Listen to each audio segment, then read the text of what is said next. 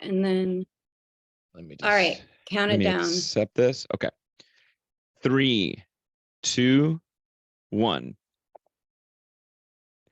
Hello, hello. Welcome to Good Bottom Podcast. Eddie Zamora, aka the Yum Yum Foodie here. And as always, my lovely, lovely person that drinks with me. I love my lovely person that drinks with me. That sounds like an alcoholic problem. Is that all I Megan am to Elizabeth. you? You're like a sister from another mister. But yeah, you're my drinking. You're like one of my favorite people to drink with. Let's be fair. Oh, good. That's what I we have strive for. it is something to strive for. Megan, we have a fun, like, we need to catch up, folks. Megan and I were like, you know what? I love, as much as I love having guests, I think it's important for us to just shoot the shit from time to time. And yeah, that is today's episode, and it's in lieu, but we're gonna break the fourth wall. This will be out the week after St. Patrick's Day, but tomorrow I'm taking Megan out on a like St. Patty's Day extravaganza. Yeah. You sound like, really? You tell me St. Patrick's Day is your favorite holiday? I know. And it's not you. You know what it is? Is What that is it? I have to do a stupid grocery store demo on the day after. And honestly, on St. Patrick's Day, I just want to, like, the day after, I just want to relax and sleep and not work. And I'm literally working, Monday through Sunday. Like, so it's just like tomorrow's my day off, but then I'd like a day to recover. And I have to fucking work. So I'm mad. I'm excited for the exchange, but it's going to end early. So I think we'll be fine. Like, it doesn't go till 2 a.m. So no, it is going to end early, and we're going to be going courtesy of Teeling whiskey, some yummy Irish whiskey. So we'll be drinking all the Irish favorite cocktails. You like that? My fucking lame. Are we gonna have green beer? No. Yes. You can have green beer. I'm gonna have whiskey. So don't talk to me about being on your diet and then not losing weight and then you go have green beer. So it's St. Patrick's Day. You have to have green beer. No, not. Yeah, I mean, and car bombs. Maybe so you many do. Car bombs. So first of all, that is like the most offensive I cocktail in know. the world is the Irish Sorry. car bomb. What do you want me to call them? 9/11s? Yeah, our friend Dan Dunn should, like, he and I have had this discussion. I can't remember if we talked about it on the show or not. We did, or if it was yeah. okay, we did. I didn't remember. But yeah, it shouldn't be called that. But so what are you drinking on Kill the Bottle Podcast this week, Megs? What are you having? The Russell's Reserve that you tried when I wasn't able to be there. Ooh, you're drinking the yummy Russell's Reserve. Okay, cool. Yeah. I mean, Russell sounds like an Irish name, isn't it? Like Russell's, right? Yeah. I don't know. Right? That sounds like an Irish last name. I am drinking a little something called the Mentirita. And I'll tell you, a Mentirita is basically a Sounds Cuba Libre. Spanish. It sure is. It's is there pork? No, there's no pork. But you know what? I should maybe make like a pork fat washed rum and make like a rum and coke with it. That might like a bacon fat wash. Ooh, that sounds good. You're the wheels are turning, Megs. No, a little history. The Mentirita. That's like, if you order a Mentirita at like a spot in Miami, people will know that you know what's up. So Cuba Libre is traditionally an ounce of rum, some Coca-Cola, and then like a squeeze of lime, and that's it. Really simple. I think it's delicious, refreshing. That was like my first introductory. I guess that would have probably been the first cocktail I had as a kid. It was a rum and coke. And sorry, not as a kid. As a legal adult. Calm down. We don't promote underage drinking here.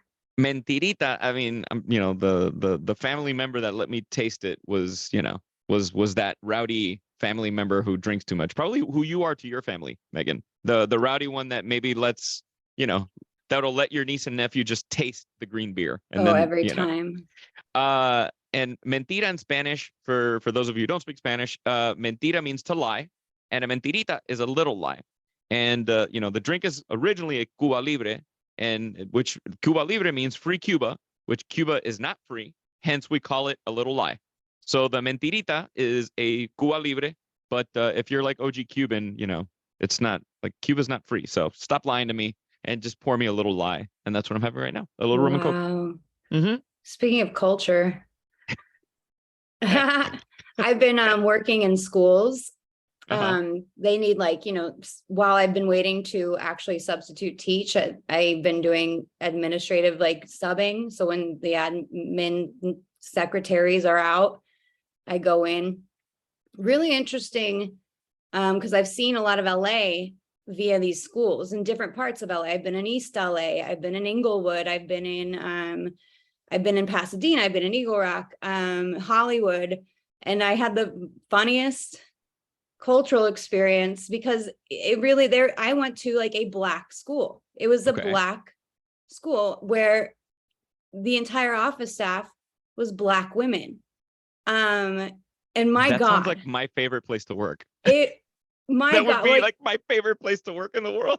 Uncomfortable at first. It just is, like, no matter how you put it, especially for a white person who's not used. I'm not a white girl, so I would feel just right at home there. So.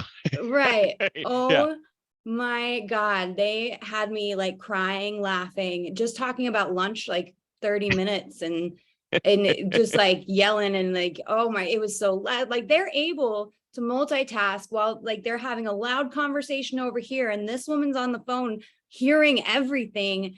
And then this person's asking for this student all in the same room, yelling at the same time. And it's just like, I was in it was the funniest experience. I would work there. Super liberating. That's got to be, that sounds like my favorite kind of an office environment. Would be laughing, having a good time, yelling, and still getting shit done. Mm-hmm. But I don't want to be able to. I want to be able to fart, and it's loud enough in the room that you maybe won't hear it, and I can kind of like get away with it. That's the volume I want in any room. Yeah, an example, like if two students are fighting in a white school, let's say, or a majority white school, like you bring the students in, you have like a sit down and you write them up.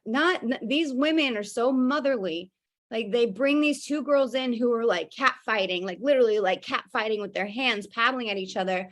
And the teacher brings them in and she's like yelling, like, these girls think they can just fight. They think they can go on the field trip and just fight.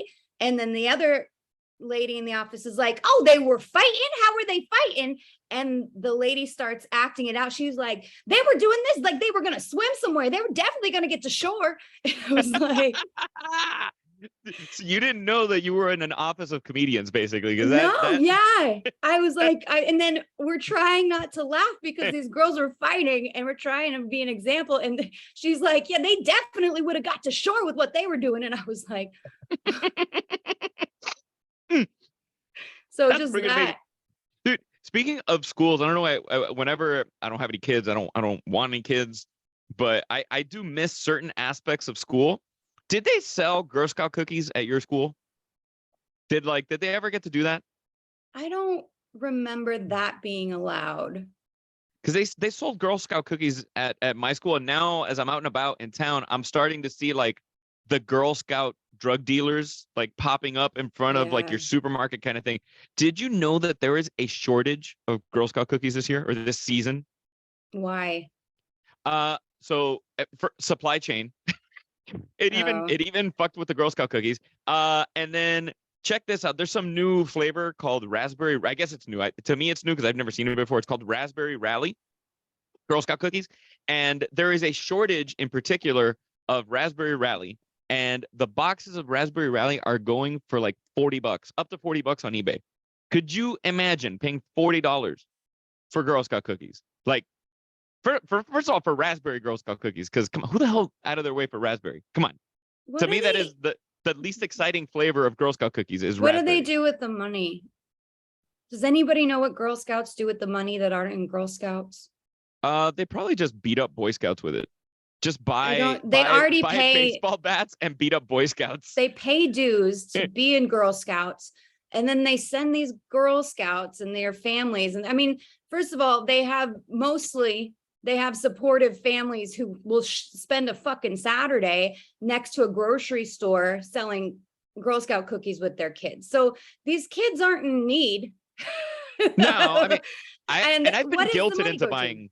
I've been guilted into like buying Girl Scout cookies. Like, it seems like a plot. Like, how about we just have the parents sell it like normal instead of having little kids having to say fuck you to little kids? Like, I'm not saying fuck you. I'm saying no, but you're saying it in your head though. Yeah, I'm like, fuck you. No, I don't have money to buy your goddamn Girl Scout cookies. Nor do I have kids. What? I'll tell you the excuse that I use. Nor do a I couple eat times. sugar. What? So I tell them I'm diabetic. As I walk out with like a fucking pint of Breyer's ice cream, they're Right. like, "Oh, like no, I'm diabetic." You Sorry. just like to watch the joy like melt from their face. I mean, it is LA. At some point, it would probably melt off the parents' faces with all the surgery that they have. But they just don't. I They are the don't best get drug it. dealers.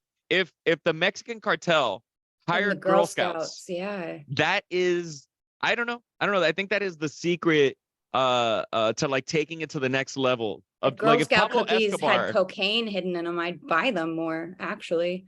I mean, are you gonna break them down and snort them? You're I gonna snort. would. I see you snorting a Samoa. It would. The only time I get Girl Scout cookies is when the food bank has a plethora of them and I'll grab them. And then maybe I should start fucking selling them. I'm tired of it. I'm tired of it. Cancel it. So speaking of not eating sugar, check this shit out. Uh, guess. Well, I don't need to fucking tell you. Guess. I'll just tell you. So wait, hold on. As the entire fire department goes across the front of my house right now.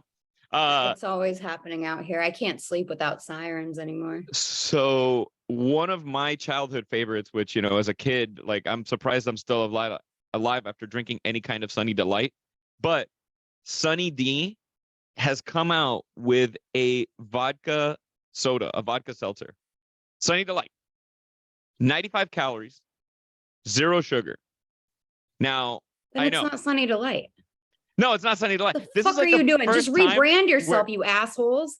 Well, I was reading it. I was like, get the fuck out. This is the first time where I'm like, the alcoholic version is actually healthier than the one that you pawn to children with the amount of like, there's no juice in Sunny D. I mean, there might be for all I know. I So really what we're don't know. saying is give your Drink children the the seltzer. alcoholic Uh, Sunny D. that's what Megan is saying. I am not saying that. Well, fuck it. I don't have a contract with NBC right now, so I can say whatever the fuck I want.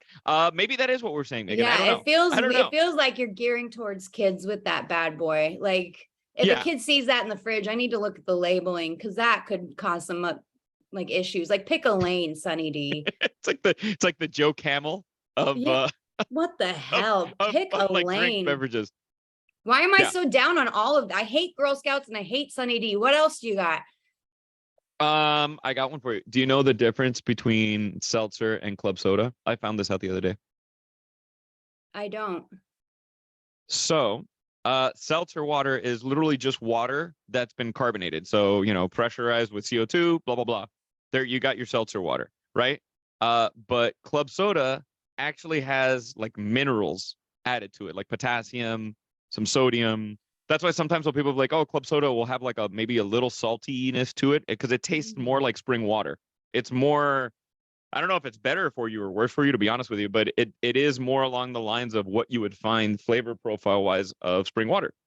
So yeah, I genuinely had no idea. I was like, give me whatever the hell is fizzy and doesn't have a shit ton of calories so that I can, make it seem like I'm drinking something better for me ish. Wow. I know, right? I didn't know See, that. we're hashtag learn on Kill the Bottle podcast. Forget learn on TikTok. Learn on KTB. TB. Yeah, I like that. KTB. Learn on KTB. Girl Scout cookies have cocaine, Sunny D has booze, and club soda has salt. And I mean, the original recipe of the Coca-Cola I'm drinking right now had cocaine in it. So I was born in the wrong era. I swear to God. If I was born in the right era, I would just be, a lovely housewife, spending time cleaning, not having a fucking job, smiling, being happy. Speaking of that, what would be like in retrospect, what era would you, besides your own, would you want to be in your like 20s in? Like what era that you could think of would be like, I would love to have lived in this era in my 20s. Maybe now, obviously you're in your 30s now. So maybe 20s, early 30s, you would have wanted to experience that.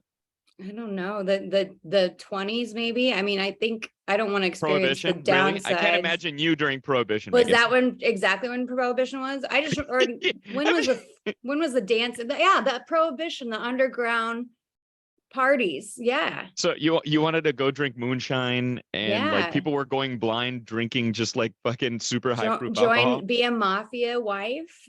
Yeah. Would you want to be the wife or the gumad? What's that? The gumad is the side girl, the mistress. No, wife for sure. He can fuck whoever he wants.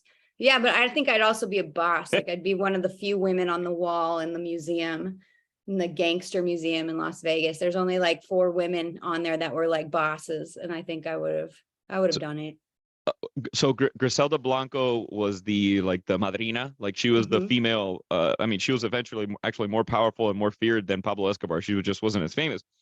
And her method of like assassination was somebody on a motorcycle like pulling up to you and just shooting you in the back of the head and then driving off. And then the irony was is that when she was killed in Medellin, they killed her the same way that she used to have people killed, which was somebody on a Oh. motorcycle. What would be your signature like murder? That like how would you get, you know, the hitman to take people out for you if you were that badass like mafia chick? Because you don't want to get your own hands dirty. What would be your move, Megs? I don't think I'd have a move. What? I know. You're a killer though. How I could you think not have a move? I'd make You have to it be you're a being boss chick. Like, what is your boss mobstress kill move? being female. I think I'd want to keep it clean and quick for people. So So what's just that? a 22 to shot the back to of the the head? head. Like what? Yeah, yeah. It's just too much. Anything else is too much for me to stomach. Do you know why they use a 22? No. So 22 is like it's the caliber gun is because it actually doesn't go out the other end. It just Mm. stays and rattles inside your head Oh, great. and like basically like scrambles your brain like you know like those commercials, this is your brain on drugs. That's your brain on a 22. There's like very little chance of surviving it, where if you get shot in the head with another caliber, the bullet can go in and out. And you know, there's more of a chance of the 22 just like bounces around in there, and then you're Well, kind of done. that's gross. Thanks for Well, that. hey, well, sorry, it's the What truth. what That's era would you want to be in your 20s? oh man, era in my 20s I would want to be in. Well, I would probably want to live in like an era of ignorance, meaning like, you know, they thought fucking smoking was good for you. They thought all this shit was good for you. And then fuck it, you know, you die in 40. But, you know, at the end of the day, I'm only going to be there from my 20s to 30s.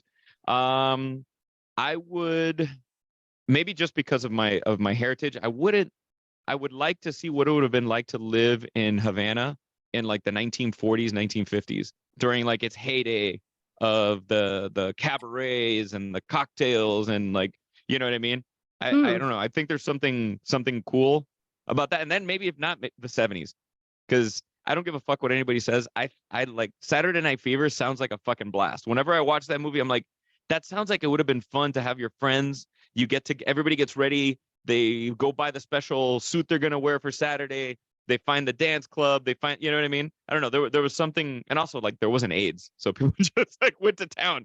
I don't know. Great. So you just want to fuck everybody. No, not everybody, but the right people. You know. Anything but the 90s. The 90s were so stupid. We should just Uh, delete that whole decade. Oh, I guess like that's when computers and internet that came out, so I don't know. my generation was the generation that had computers in the classroom for the first time, in first grade. So we were taking typing in first grade. And then by the time we were in high school, Facebook, that's how much my Jesus generation had Christ. to learn from first grade to high school was all that. I didn't have any of that shit. I had I mean my we had computers in not every classroom, but we had like the room with computers in it. And I remember I was in yearbook. So that's like the best class ever. Because you only make the yearbook for like a few months out of the year, and then the rest of the time you fuck off. So I used to get very lucky because my yearbook, whatever we had, God, I think it was called block scheduling. So I would Yep. go to a class every other day, not the same day. Right. So I'd have like a Mm-hmm. 2 hour version of the class. And I want to say the when I was in high school, at least in my high school, at Coral Gables Senior High, it was like the first time they were doing that. It may have even been one of the first schools in Miami to do that. Anyway, I used to get a freaking 2 hour like break right around lunchtime during yearbook once we had everything and I just did the sports part of the yearbook. I didn't do shit. It was the fucking best thing ever. So I would just I was so happy I had a car, my little fucking 2-door red 1986 Chevy Blazer, and I used to just fuck off for 2 hours. Because back then I could actually, you know, bring food to the security guard and he would just let me fuck off and leave school. I would go. I don't know, I would just go around Miami during the day and scared that like the cops were gonna find me and throw me back in school. Wow. Oh yeah. Oh yeah. I was No, my school is too small. We definitely weren't allowed off campus. I got suspended for literally, we had a really weird science teacher and we sat in the class we had a big test that day, mind you, but we sat in the class for like, we gave it a good 5 to 10 minutes of sitting there, no teacher to be found. So all of us are sitting there dreading this test at the end of the day, and he's nowhere. So like 4 of us went down to the computer lab and literally studied for this test like the rest of the time. that's kind of amazing. You know, like out of all the things to get in trouble for, we got caught and it was counted as skipping. And so we all got suspended for skipping class to study in school for another test.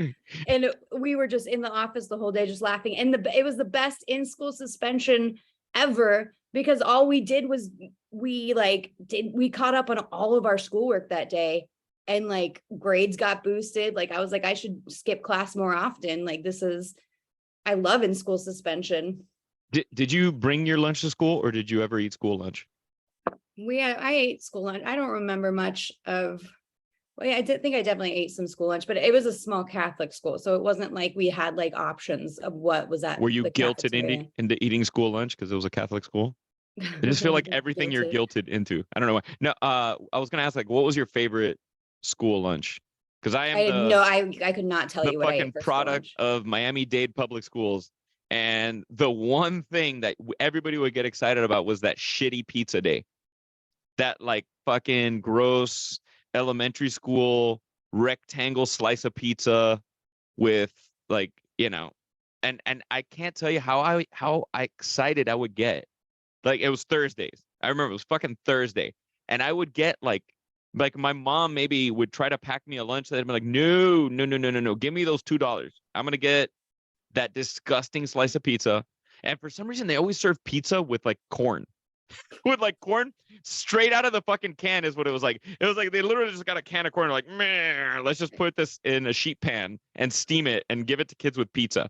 Well, they have to by law, they have to hit all the food groups. And now even more frustratingly, and I remember when I was teaching, this was frustrating, is that you have all this food and the kids are required, they can't just go through the line. I know there's good intention behind this, but they're required to put a vegetable on their plate and a fruit on their plate, or they can't check out of the line. The amount of food that is thrown away because they're required to dump it on their plate is sad. And the amount of people that could be fed with all this extra, because they don't eat it. It's so, there's so many good intentions with such bad execution in schools. It's infuriating. I used to break the law when I was a summer camp counselor, and in one of the summer camps I worked in was for lower income kids, and they would have like lunches delivered to them daily, and they would be like, chocolate milk, some sandwich. I can't recall, maybe like a cup of fruit, whatever. You know what I mean? Like your quote unquote standard like cardboard tray school lunch, but they would be wrapped in plastic. And at the end of the day, they were supposed to just toss them out. And I would like not toss them out, and I would put them in the back of my car, and I would drive to like downtown Miami, and I would give them out to the homeless people. That's nice. That is, I could have gotten in like major fucking trouble for that. That's like it was like a huge no. And I was like, I can't throw, even if it's like some lame bologna sandwich, I still, somebody could eat it, I have trouble throwing food away. It really makes me ill. That's why I've gained 13 pounds as a fucking rum ambassador, because I go out to dinners and I do cocktails, and mind you guys who follow me on Instagram, I do not drink every ounce of what you see posted on my social media. I do taste everything, but I can't drink all of that. I pretty much eat every fucking thing you see on there. So yeah, that is those 13 pounds. I can't throw food away. I'm with you, Megan. I don't know. Like, I don't know where where does it come from for you?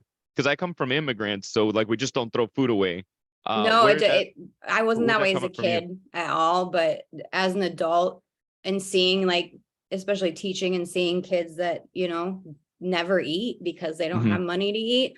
And then, you know, walking around down here in downtown and seeing people literally eating food out of a trash can, like you will see that. That's not an exaggeration, America. Yeah. You will see people, it makes you sick walking by.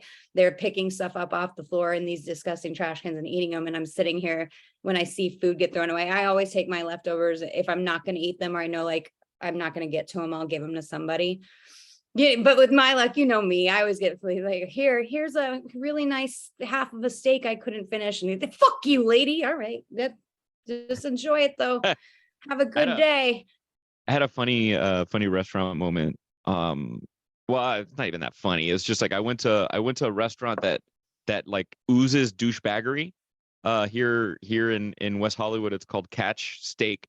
And you know, if you look at pictures online, it's like, you know, super hot chick taking selfie in front of fucking bushes or what. Yeah, I'm just making this up. You know what I mean? Is it one of those that's not like an actual, like the ones that we really research in fine dining? Is it just like, is it trying to come off as a fine dining? You know, I don't want to speak to it because, to be honest with you, I don't know enough about it. So it might be. Yeah. I will tell you, I was so pleasantly surprised at my dinner there. Oh, good. Because it was great. It was so good. The reviews online were shit. The service reviews were shit. And I went in there, I'm like, fudge. This is going to be, and I went in, honestly, not looking at the reviews. My friend was like, oh, did you read the reviews on? I'm like, no. And they're like, oh, this, you know, it has this. And people were complaining, not necessarily about the food, but the service. The service was so good when I went. The sommelier was like, the guy was just freaking great. He wasn't trying to like upsell everything. He was like, all right, what do you want to spend? All right, let's see what you guys are eating. Let's try to keep it within your, you know, your range, blah, blah, blah. Mind you, we like the bottles of wine we had were over $200. It wasn't like we were cheapy wines, but still, this is the kind of place that has wines that are $5,000, you know, on a bottle on the menu, even more than that. So anyway, I was really like pleasantly surprised, but I had a famous person sighting, which was kind of cool.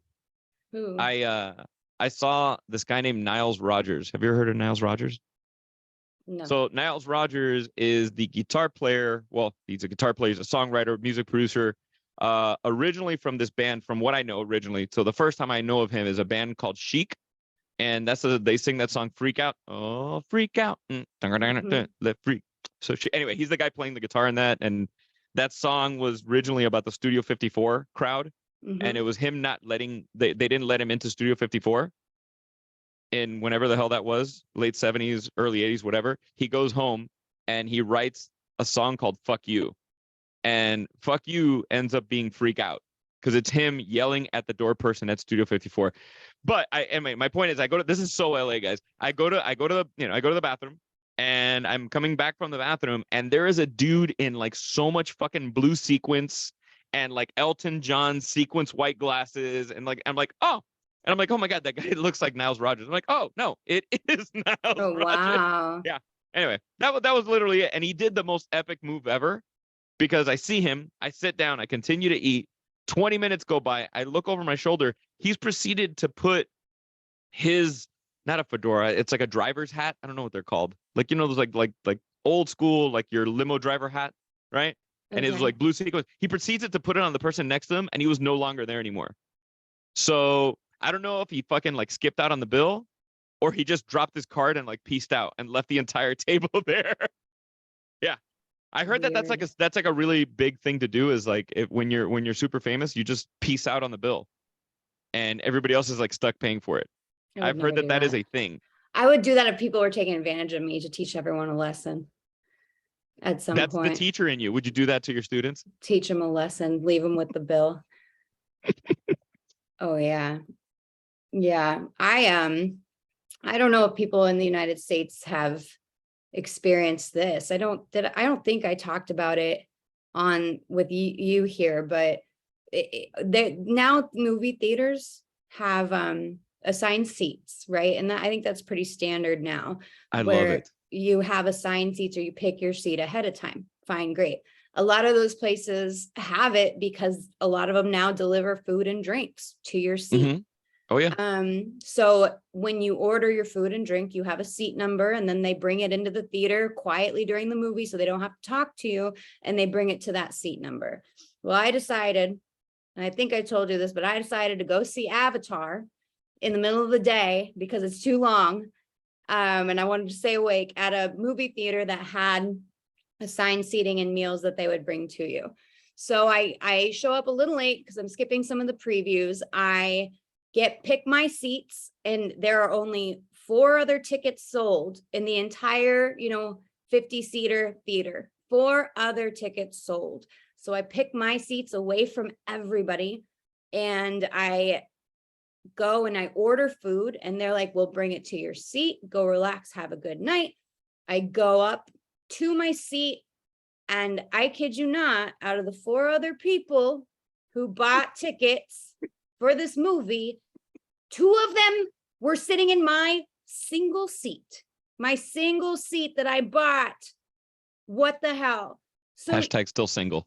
I sat and I was like, my old self would just freak out on them and be like, you're in my seat. But it seemed stupid because the entire theater was open. So I took a breath and I went and sat again somewhere else where no one was around. And then I left the movie, went down to the stand and said, I ordered food and drinks. Someone's sitting in my seat. I'm not going to throw a fit. I'm just going to move. And I gave them the new seat number, and I gave it to them. And they're like, thanks for letting us know. So I go back up to my new seat, and 10 minutes later, I see a guy come in with food, and I'm like, fuck. And he walks right by me over to my old seat and proceeds to try to give these guys my food. And you can hear the guy saying, we didn't order food, like kind of being mean to him. And they're like, we didn't order food. And I finally, in the middle of the movie, was like, sorry, they're in the wrong seats. I'm over here. So I'm already like, fuck. So that didn't work. Telling him, the guy comes over, drops off the food to me, and he lectures me and says, next time you need to let us know, and walks off. The movie was like ruined because that's all I was sitting there thinking about. Are you fucking kidding me? I did let you know, you piece of shit. What movie was this? Avatar. The whole 2 hours, that's all I thought about, was everything I want to say to all people in that theater. So you actually paid to want to see the new Avatar? Well, that was the only way you could see it before the Oscars. Oh, okay. Got it. I was like, man, it just doesn't look good. I don't know. It was all right. I don't know. James Cameron likes to sink ships, and I want to do a side by side of clips from Avatar and clips of Titanic. There's very similar scenes, and I'm like, right. And I love the first Avatar. Like, much love to former guest friend of the show, Laz Alonso, who was in Avatar. Like, I love that film, and I get, like, I'm all about that franchise. Like, I get it, but I don't know. At this point, I'm like, fuck, man, to get me out of my house to go to the movie theater, I commend you. Because it was good. It was good. Okay. All right. Even with your shit experience, it was good. Yeah, the movie's fine. Everything Everywhere All at Once that won everything is the best movie I've ever seen, hands down. I know Craig Kilburn asked us like our top 5 movies. Yeah. I would definitely change my answer now. I know exactly what I would say to this day now. Would be Everything Everywhere All at Once. It's amazing. Have you seen it? No. I'm looking forward to seeing that. This is like actually the first year in a minute where there's a few of the movies that were that are in the mix that are getting accolades that I was like, oh, I actually want to see this movie. It doesn't just feel like a big smoke show of blowing smoke up people's assholes. Don't sleep on Triangle of Sadness, which was nominated for best film. That sounds so exciting. I don't know. I was like, think that, let me stick my dick in a vice or go see Triangle of Sadness. I might stick my dick in a vice. It's not sad. Oh, okay. It's the one movie. What's funny is it's the one movie I didn't cry on in all the best films. It's the one I did not cry on. Well, Inisherin, I didn't cry on either, but it's fucking hilarious and shocking, and you are just sitting there going, what the fuck is happening? I mean, Woody Harrelson's in it and a bunch of unknowns, and the ending, like in the middle of it, you're just like, how is this still going on? It is fucking hilarious. Do not sleep on Triangle of Sadness. You know what I love about Woody Harrelson? There's a couple people that fall into this category. we've gotten to a point where, at least when we were kids, you didn't know that much about famous people's personal lives, but now with like social media and everything, you just, you know a lot more if they choose to let you know, to bring you into their world. And knowing how much pot Woody Harrelson smokes, anytime I see him in anything, I just, in my mind, I'm doing the math of how high he is. Like, I'm just so curious. I'm like, how much has he fucking smoked before the camera went on? Is he smoking? Like, same thing with Seth Rogen. Every time I see Seth Rogen, I'm like, oh, what gourmet weed is he on right now? Did he make pottery before? Right. I Because he mean, makes fucking pottery and ashtrays and all he this. got And, asked that and I at don't the smoke weed. Oscars. I mean, I have nothing against weed. I know, Like I don't I just I don't have the best reaction to it.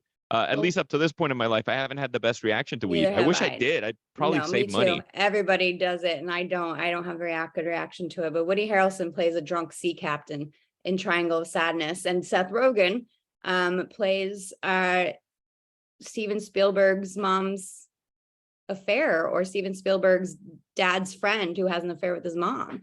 The Gumad. He In the plays the male Gumad. in the Actually, Fablemans, which, Michelle Williams got robbed, because if you watch the Fablemans, which is also really cute, because it goes over how Steven Spielberg, like, there is a reason he's a director, and how he did things, like, as he did little fun films as a kid, and how did, like, he did like war films, and to get the gunshot flashes, he would take his, like, the film tape, and he would take a toothpick and poke little holes in the film tape, so when it would show, it looks like gun flashes. And everyone was like, there's a reason he's a director. But Michelle Williams plays his mom in that movie, and she's incredible. She should have won. She was incredible.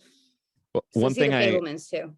I love about Steven Spielberg is, I mean, if I think in retrospect, of the people that had in the movie industry, the biggest impact on me as a kid would have been like Steven Spielberg, George Lucas. Those are like Jerry Bruckheimer. I obviously, not everybody's a director. Jerry Bruckheimer's a producer, blah blah blah. But he did like Top Gun, and anyway, those are all like people that had such an impact on me. And when I see Steven Spielberg, and this is something I wouldn't have noticed as a kid, but as an adult, he has been somebody, because of his his Jewish descent, that has been able to consistently share the story of either Schindler's List. Indiana Jones is always fighting the Nazis. When it's like, I love that he's been able to, to essentially fight Nazis in and keep that story going. And maybe people who don't even know what that is, right? Or don't know anything about World War II or something. Maybe that like sparks the curiosity in them. Anyway, that's just something I was thinking about the other day. And I don't feel like I think he's looked like he's 60 like his entire life. There's not one moment in history I wouldn't recognize who Steven Spielberg is, because he looks the same to me every time I see him.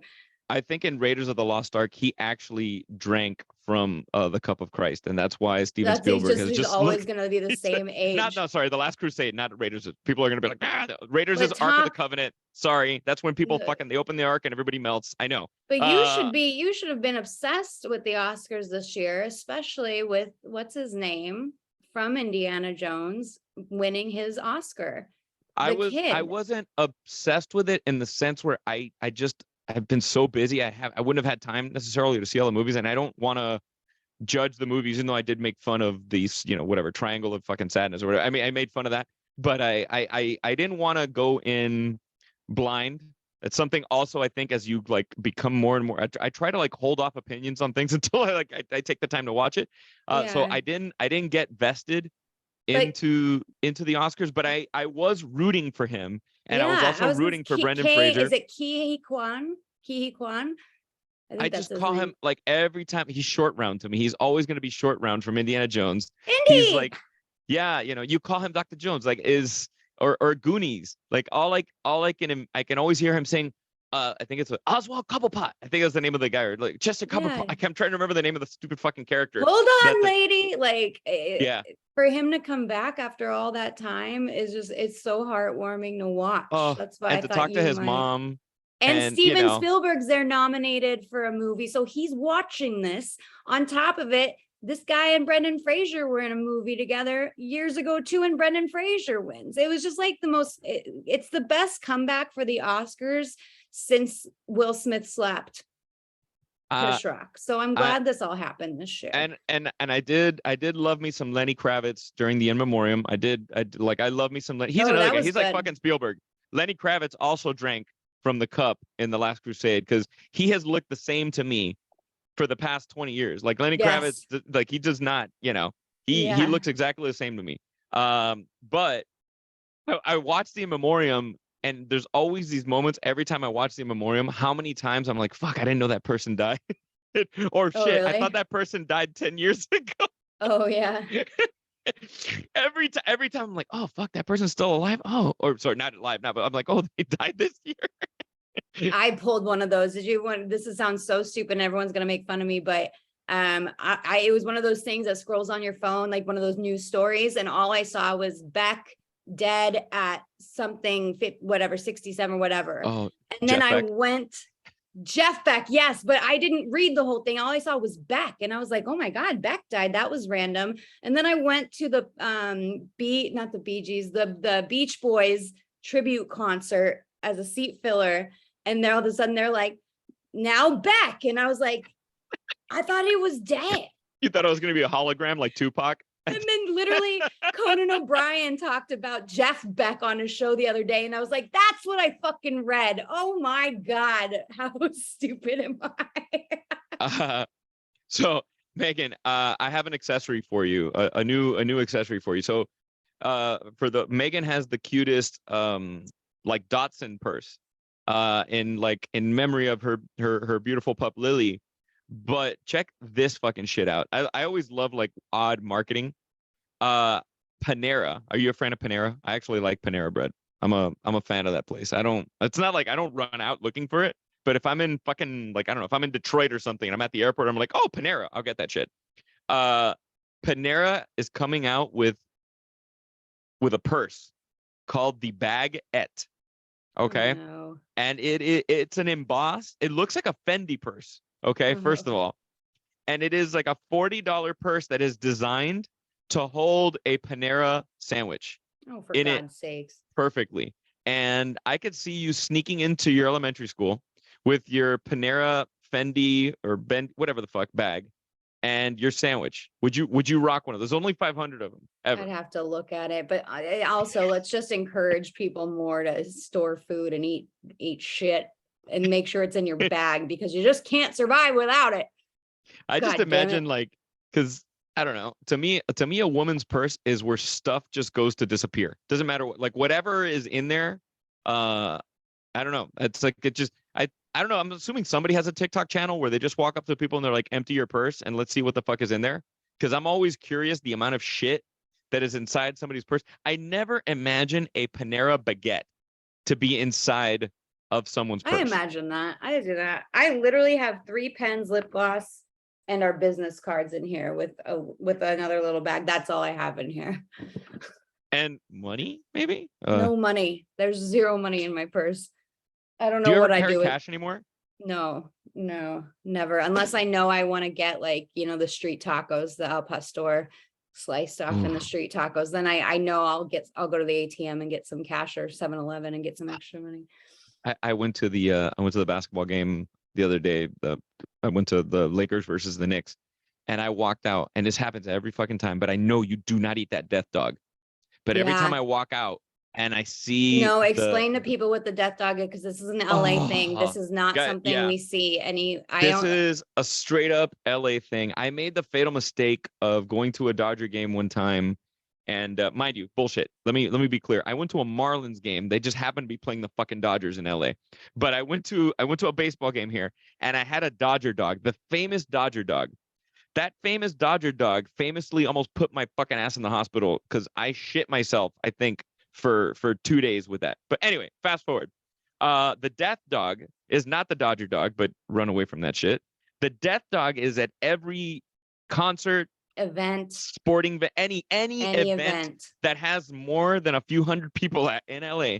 There's gonna be vendors outside. Let's just say they're probably not licensed to be selling food, and they have like a sheet pan. Mm-hmm. So you're baking sheet pan.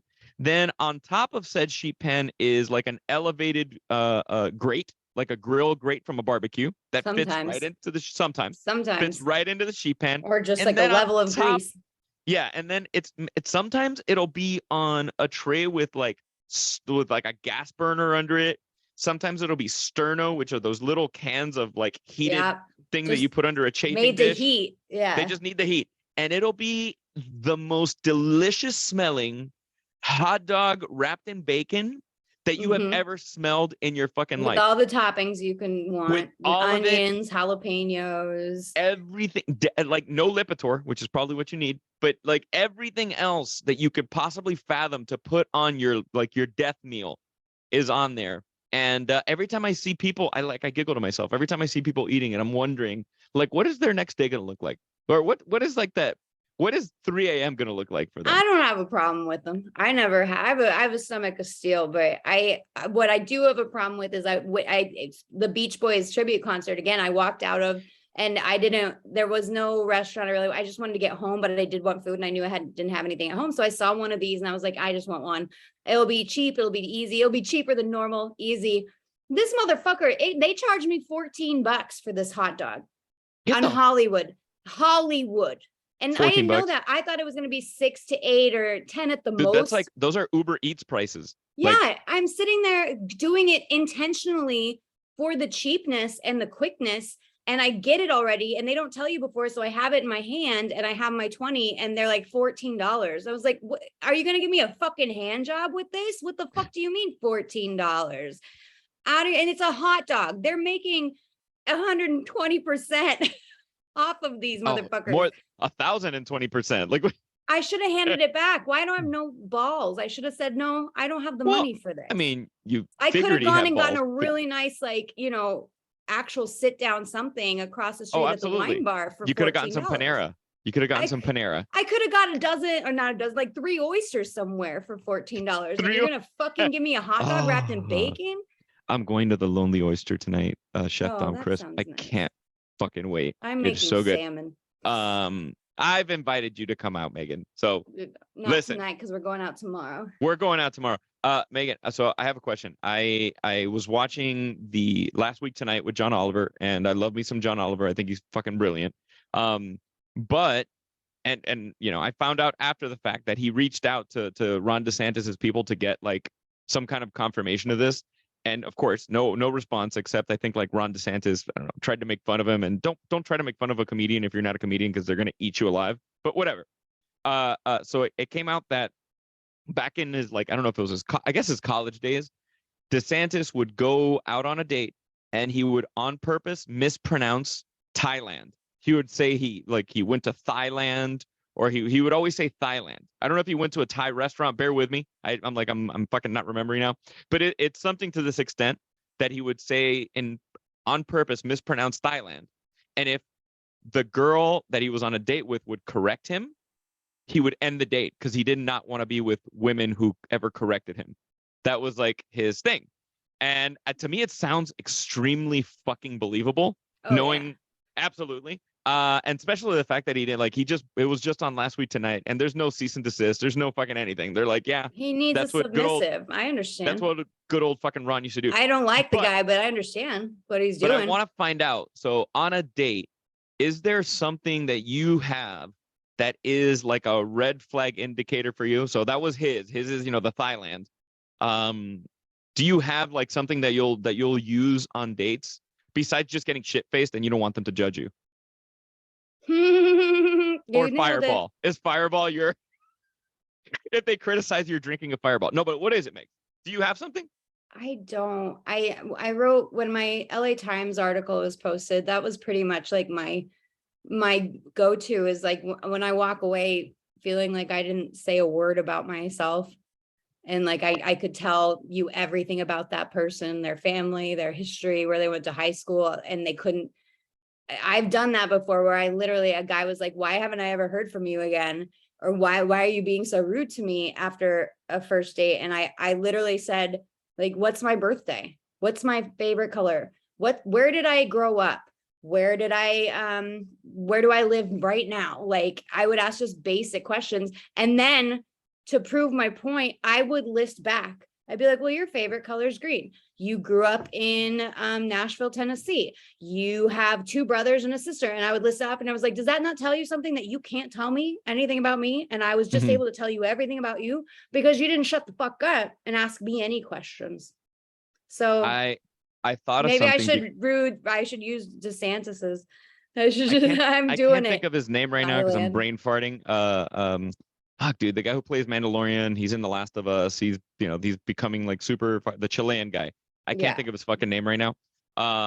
Fuck. His Starbucks order went viral Pedro because I guess Pascal. Pedro Pascal. His Starbucks order went viral. Notice how I have to say it in like perfect Spanish. I can't just say Pedro Pascal. Pedro Pascal. His Pedro Starbucks Pascal. order went viral because of the amount of espresso shots in it.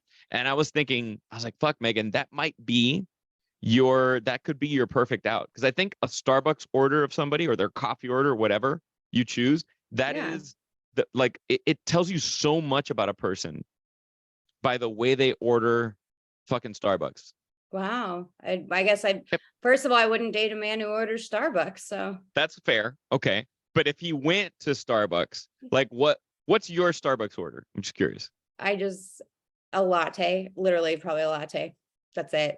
I Whole don't even milk, ask for anything special. 2%. Don't even No? care. I just order it. I just say latte, please. And if they ask me a question, I'll be like whole milk. But if they don't, they just put it in. I just don't. Yeah, And I don't do the syrup because of the sugar. So yeah, I mean, I'd rather waste that sugar on like booze. Let's be fair. yeah. I And mean, the come on. almond milk at Chocolate or booze? Starbucks and coconut milk at Starbucks still has a shit ton of sugar in it, even though I like them. So I'm just always like Yeah, what's the latte. point? Yeah, it's like let's weigh out our sugar intake. I want a man to show up with a sugar-free Monster. And I'm like, Oh, you're my man. I love oh my you. God. And then I Oh, want to dude. see him pour some vodka in it. And that's it. I'll marry him. Oh, that's so disgusting. When I was just in Miami, I took a sip of Red Bull for the first time in like, I don't know, 20 years. And it was so fucking disgusting. I Sorry, Red love Bull, if you Red ever want to Bull. sponsor us. Oh, I it's so love Red gross. Bull. I Oh my always God, it's have the most sugar disgusting. freeze. And then like I drink copious amounts of coffee. Cuban coffee, like I drink a shit ton of coffee on the daily. And that one sip of Red Bull sent my heart to a point where I was like, where's the fucking defibrillator in this place? So that I know if I drop down, I can fucking point at it so they can revive my ass. Cause it just like, I was shot. My hands were shaking. Don't do cocaine. I won't.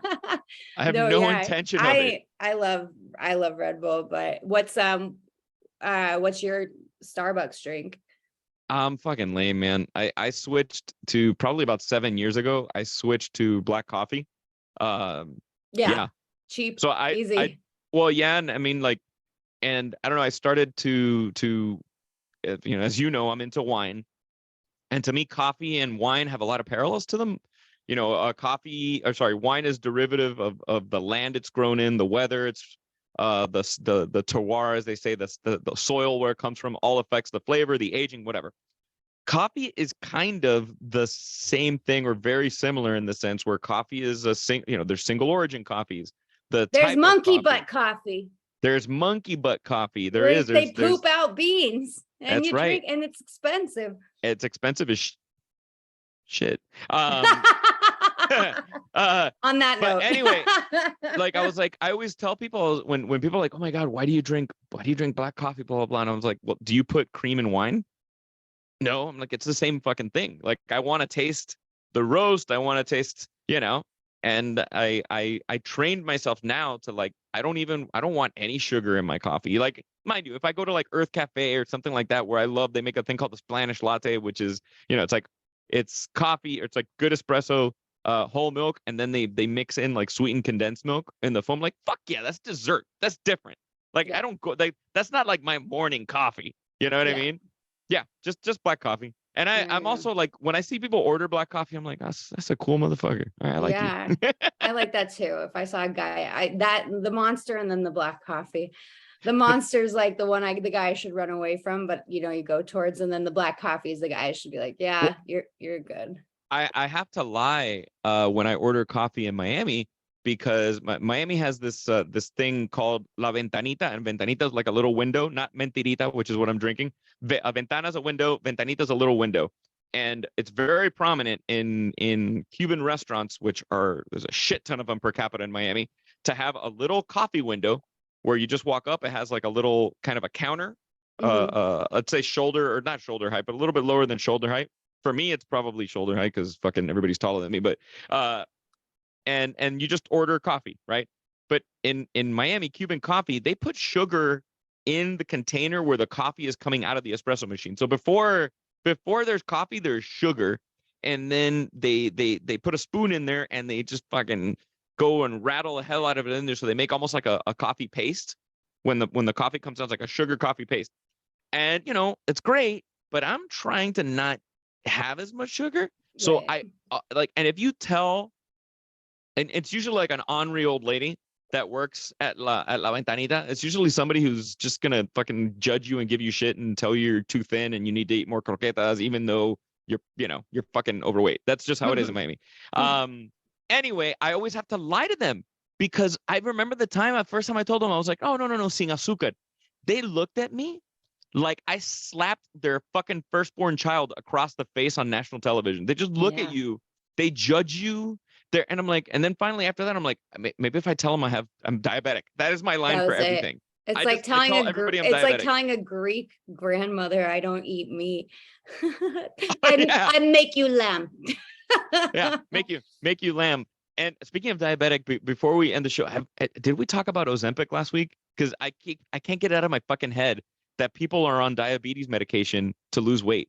Like, oh yeah, all these fucking people are on Ozempic, like, and their faces are caving in. So that's like one of the side effects. What does it do? Just suppress your appetite? I don't know. I don't think it suppresses your appetite, but I don't know. I just know that people start fucking losing tons of weight on it. And of course, now people are going to run to try to get a prescription of Ozempic. I want to see you with a caved in face, actually, Megan. I'm really curious. Oh, look that's a good look. It's like duck. I don't know. It's like duck. Oh, that's a good look. That's a good look. You have like my definition. Lips. I don't know if people could see, but Megan just gave me like duck lip, anus lip thing. I've been fat, so I'm happy with what I got right now. Tons of cocaine. No, I'm just joking. Tons of cocaine. Megan, what are you going to do around? I'm going to mow the neighbors' lawns. I'm going to run on the treadmill. I'm going to go dive off the top of the building. Deliver 50 food deliveries. Go. I'm going to do on foot. Is this yours? This yours? Here it is. Here you go. Bye. Oh my God. Megan, so I'm glad we got a chance to fucking catch up and chat because there's all these great food stories coming on. So Megan, guys, get ready because next time we do the show, you're gonna find out. Megan, you better behave tomorrow on St. Patrick's Day. I just wanted to say that. Make Megan behave. You're gonna find out about this amazing St. Patrick's hang that Megan and I are gonna have. But guys, please, I can't stress how important it is to subscribe, rate, and review. If you are listening to the show right now, fucking stop the show. Go to the little part where the stars are. Give it whatever star you want. We just really encourage you to rate, review. It helps us so much in the rankings of the podcast. So please like, rate, review. And quick plug, if this is coming out next week, right? If you are in Los Angeles and you want to come to the Cat and the Fiddle, I have my first comedy show with my name on the poster. Come drink with me. Cat and Fiddle. That's right. That's right. Hollywood. Cat and Fiddle. And I might be in the audience heckling you. Yeah, that's great. I will never heckle you. I will only support you, Megan, because I love you to death. Guys, please, like we said, come on down to the show. We'll see you in Hollywood at Cat and Fiddle next week. And I know I have to get emotional again. I'm going to get emotional, but I always like to say it because it means it's the truth. The only thing we don't get back in life is time. And sincerely, Megan and I thank you so much for spending some of your precious time with us here on Kill the Bottle Podcast. We will see you next week. Thank you. Have an amazing week. Bye.